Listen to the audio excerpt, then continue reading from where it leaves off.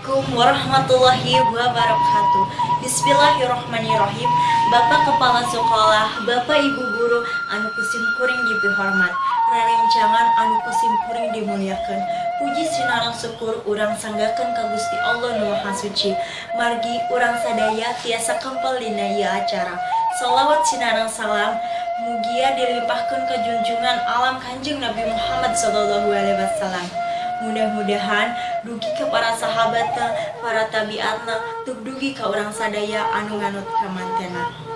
Bapak Ibu sareng rarencangan sadaya, perkawis kabersihan mangrupakeun hiji hal anu pariogi ku urang dipihartoskeun.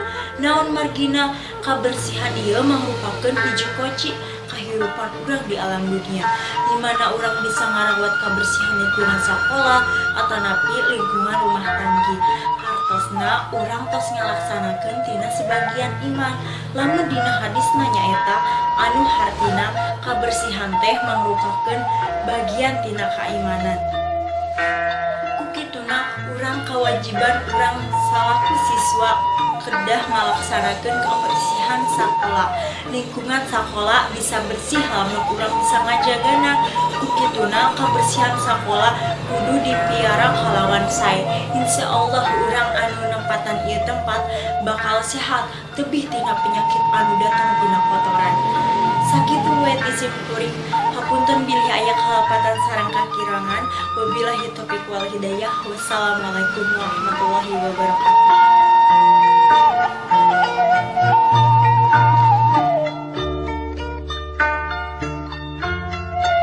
Assalamualaikum warahmatullahi wabarakatuh. Bapak terapi Ibu Guru anu dipika hormat sareng rerencangan sadaya anu abdi dikacinta. Satacana hayu urang panjatkeun puji sareng syukur hadirat Allah Subhanahu wa taala anu mana parantos masihan rahmat sareng bidayah ka urang sadaya. Ukituna urang tiasa kempel dina tempat ieu dina keadaan sehat walafiat. Shalawat sareng salam hayu urang panjatkeun ka junjungan alam Nabi Muhammad sallallahu alaihi wasallam. Teu hinap ka sadaya kulawargina sareng sadaya sahabat-sahabat. Mugi-mugi urang jantan umpamna dugi ka dinten kiamat. Hadirin sadaya, satacana simkuring bale ngucapkeun nuhun ka Bapak terapi Ibu Guru anu parantos masihan waktos ka simkuring kami menarikeun hiji biantara anu judulna pangaruh internet ka rumaja. Hadirin sadayana, satacana simkuring ditembayan biantara simkuring hoyong medarkeun watesan masalah anu bade dibaca. Nyata diantaranya pengaruh internet tina segi positif sareng tina segi negatif. Internet kecap anu teu asing di zaman ayeuna. Internet biasa diakses di mana wae. Cukup modal HP anu ngabogaan koneksi internet atau cukup dengan modal duit sabaraha ribu perak. Ayeuna mah hampir diunggal juru jalan. Rek di kota atanapi di desa. Ayeuna mah geus loba warung anu ngajual jasa internet atawa anu mana sok disebut warnet. Seueur ilmu anu aya di internet nu bisa ku urang sok. Sagala informasi naon wae anu aya di internet. Informasi eta bisa dicandak kalian gampang. Sagampang ngabalik lapak pandangan sareng ngicet keur maca. Terus naon hubunganna jeung siswa? Tangtu pohara seueurna hubunganana internet di zaman kiwari jeung siswa. Sabab siswa henteu luput tina anu namina informasi sareng ilmu. Internet teh nyaeta media anu pang efektifna sarta gampang diakses di mana wae jeung kusaha. Sanajan teu bisa dipungkir yen ayeuna kabebasan fasilitas internet minangka sarana kriminalitas atawa asusila.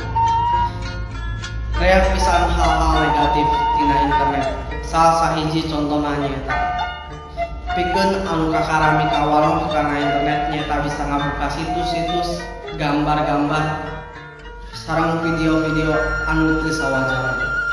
Kacanduan game online nepikeun kapoho kana sagala. Bisa katipu tina iklan-iklan di internet. Tapi aya oge segi positifna.